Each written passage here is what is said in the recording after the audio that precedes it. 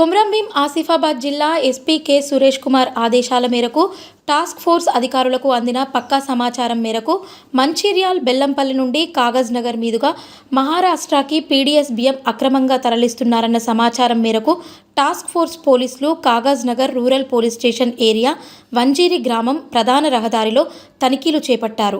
మంచిర్యాల నుండి వస్తున్న ట్రాలీ ఆటోని తనిఖీ చేపట్టగా అవనిగట్టి సాంబమూర్తి మంచిర్యాల్కి సంబంధించిన మహేంద్ర ట్రాలీ ఆటోలో 4 పీడీఎస్ బియ్యంను పట్టుకొని కాగజ్ నగర్ రూరల్ పోలీస్ స్టేషన్కి తరలించి ఒకరిపై కేసు నమోదు చేసినట్లు task force CI CH Rana Pratap తెలిపారు.